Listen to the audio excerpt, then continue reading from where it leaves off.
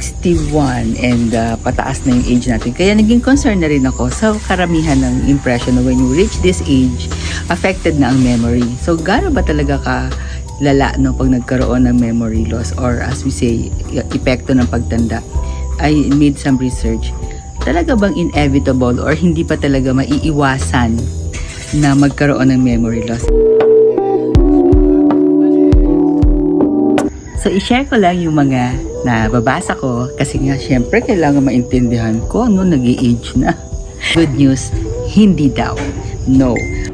Actually, nagkaroon ako ng problema kasi yung aking gadget nagkaroon ng warning about memory full. So, I need to transfer files from here to my computer.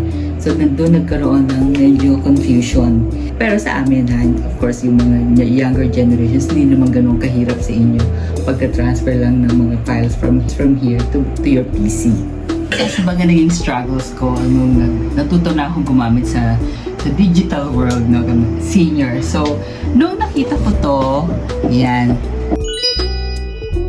yung warning. Sinasabi niya, I'm unable to download kasi puno na daw yung memory. So, tinuruan ako ng anak ko na there's a way na matatransfer yung ibang mga files at mga photos dito to my computer.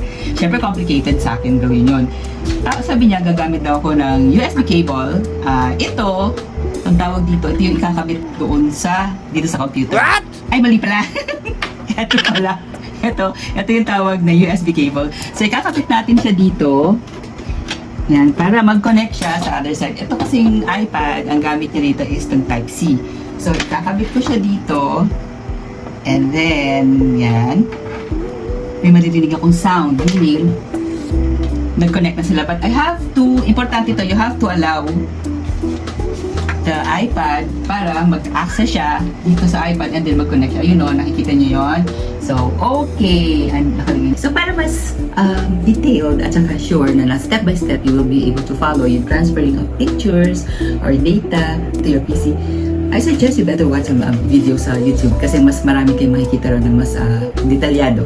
Na for the younger generation, sasabihin nila madali lang yung issue siguro na pinagdaanan ko. Pero nataranta na kasi ako last night kasi nung nag-ring yung phone, hindi ko na siya makita. Tapos yung mga messages ko nawala na. And then yung messenger ko, hindi ko na makita kung sino yung nagsasend sa akin ng messages. So unti-unti nawawala yung mga information. Actually, meron ako na-receive na warning earlier, mga days before, na yun nga yung pinakita ko kaninang warning sa inyo na memory full. Oh my. And I did not take it seriously. I took it for granted and not knowing na meron pala magiging drastic change in the gadget.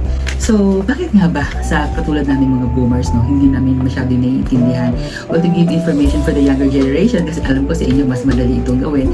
Kami yung baby boomers. So, this is approximately those who were born from 1945 to 1965.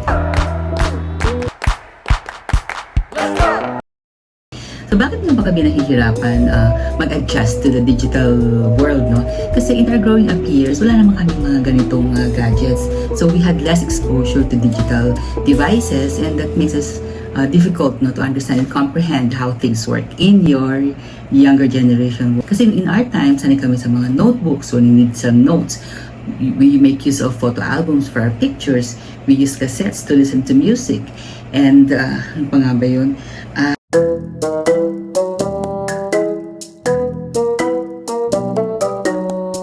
So, ibang-iba yung the way we manage files, we take care of our pictures.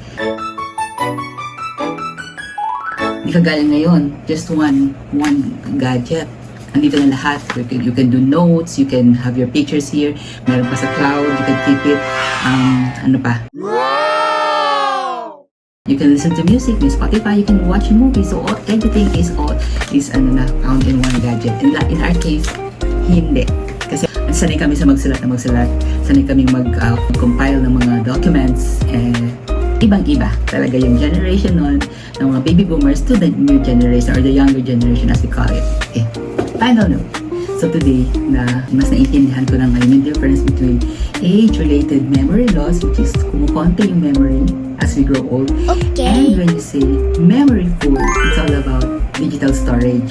Kaya sana hindi ma-confuse yung mga katulad ko na nag-a-adjust sa younger generation pag may mga na-receive ulit kayong mga ganun katulad ng mga receive na warnings, you act on it. Para hindi kayo mataranta. Kagaya na nangyari sa akin kanina. Again, shout out to Team. Thank you for helping.